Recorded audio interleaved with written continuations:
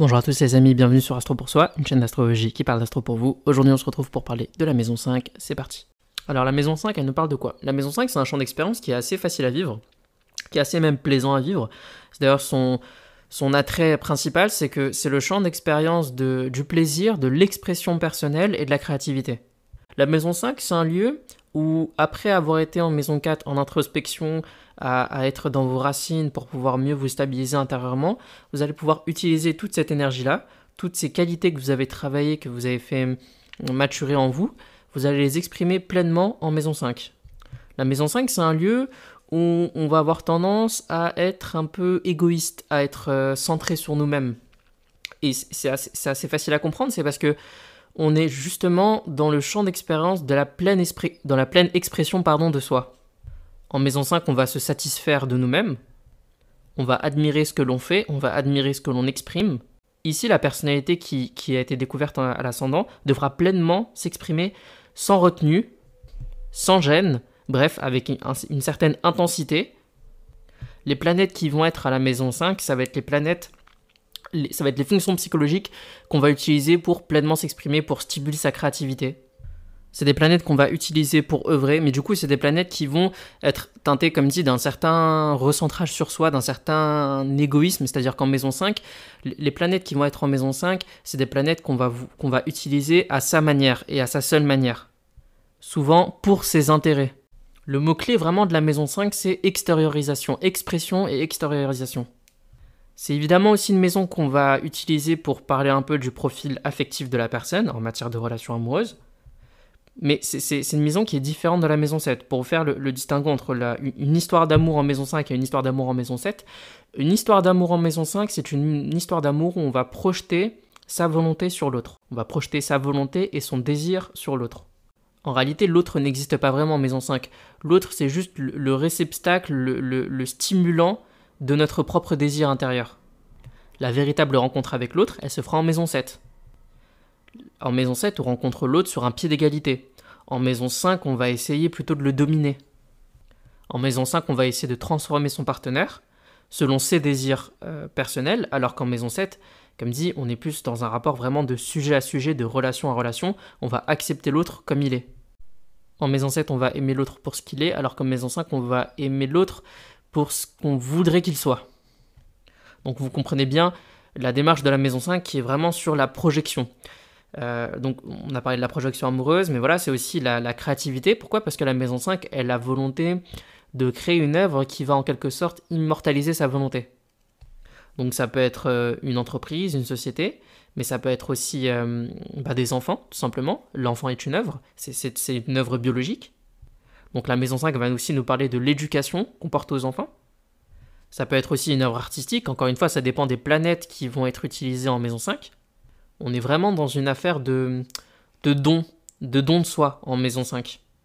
Et la grande question qui va se poser, c'est est-ce que votre désir qui va naître en maison 5, c'est un désir qui est stimulé sans cesse par le monde extérieur, c'est-à-dire que vous répondez sans cesse aux sollicitations du monde extérieur, ou est-ce que c'est vraiment un désir intérieur qui correspond à l'identité et au don que vous avez, donc la maison 1 et la maison 2, à votre stabilité intérieure et à vos racines, maison 4, et du coup qui va pleinement exprimer qui vous êtes en maison 5. La maison 5, c'est vraiment le champ de l'amusement, du plaisir, c'est un champ d'expérience de légèreté, c'est un champ d'expérience du bon vivre. Les gens qui vont avoir beaucoup de planètes en maison 5, ça va être des gens qui naturellement vont se montrer très créatifs, vont se montrer très entreprenantes, assez dynamiques. Encore une fois, ça dépend des planètes et ça dépend surtout des aspects, parce que si vous avez beaucoup d'aspects carrés par exemple dans cette maison-là, ça peut être complètement le contraire, ça peut être un étouffement de l'expression personnelle. Mais généralement, il y a une véritable volonté d'affirmation. En maison 5, il y a une volonté de créer, il y a une volonté d'exister à travers son œuvre. Les personnes qui vont avoir beaucoup de planètes en maison 5, ça va être des personnes qui vont être portées sur l'amusement, sur le jeu. Ça va être des personnes qui vont rechercher sans cesse l'aventure, qui vont aussi avoir beaucoup d'aventures amoureuses. Et vous l'aurez bien compris, la clé de la maison 5, en réalité, c'est que l'œuvre que vous allez créer soit toujours un reflet de votre identité intérieure, de votre désir profond et véritable. Encore une fois, c'est la maison 4 qui était avant, donc on a bien été dans une authenticité face à soi-même. Maintenant, il est temps de l'exprimer. Donc toute la difficulté, c'est de l'exprimer avec une certaine justesse par rapport à qui on est vraiment. Est-ce que l'éducation que je vais donner à mes enfants, c'est l'éducation en réalité que, par exemple, j'ai hérité, ou que j'ai entendu à gauche, à droite, j'ai un ami qui fait comme ça, j'ai une amie qui fait comme ça, ou est-ce que c'est vraiment l'éducation que je sens, c'est une éducation qui va venir de moi, de ce que je pense vraiment, de comment j'ai envie qu'ils soient élevés, mes enfants, etc., etc. Quelques exemples de planètes en maison 5. Par exemple, si vous avez Jupiter en maison 5, eh ben, c'est plutôt une œuvre sociale qui va vous intéresser en termes de créativité. C'est l'aspect, c'est l'aspect œuvre sociale, c'est l'aspect œuvre pour tous, c'est l'aspect don pour tous qui va stimuler votre créativité. Si vous avez Saturne, c'est plutôt le fait d'être dans un cadre un peu plus strict, un peu plus institutionnel, et de faire les choses de manière assez carrée, assez rigide, qui va stimuler votre créativité. Si vous avez Vénus, évidemment, là c'est ça va être sur de l'œuvre artistique, ou Vénus en maison 5, c'est aussi un signe de... Par exemple, c'est un signe d'air comme le Gémeaux ou le Verseau, ça va être multiplier les expériences amoureuses. Si vous avez le signe du Poisson à la pointe de la maison 5, oui, parce que je ne l'ai pas dit, pardon, le signe qui est à la pointe de la maison 5, c'est la qualité d'énergie dont vous avez besoin pour naturellement vous exprimer, pour arriver à la pleine expression de vous-même. Là où les planètes, comme je le disais, sont des outils d'expression. Donc par exemple, Poisson en maison 5, il faut qu'il y ait une atmosphère psychique assez clean, en tout cas c'est l'atmosphère psychique ambiante, peut-être même planétaire, qui va diriger votre créativité. Donc par exemple, Vénus maison 5 en Poisson, c'est vraiment un art qui va être propre à l'époque dans laquelle la personne vit. Taureau maison 5, il faut être dans une qualité de... Ça va prendre du temps de créer. Ça va se faire de manière tangible, ça va se faire de manière concrète, réelle. On va construire quelque chose d'utile. En tout cas, on a l'énergie de vouloir construire quelque chose d'utile en taureau. Je pense que vous comprenez un peu la qualité d'énergie de cette maison-là, qui n'est pas une des maisons les plus ésotériques, les plus compliquées. Vraiment, c'est maître mot, comme dit, c'est expression de soi et don de soi.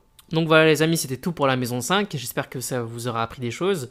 N'hésitez pas encore une fois à poser des questions dans l'espace commentaire, j'y répondrai avec grand plaisir.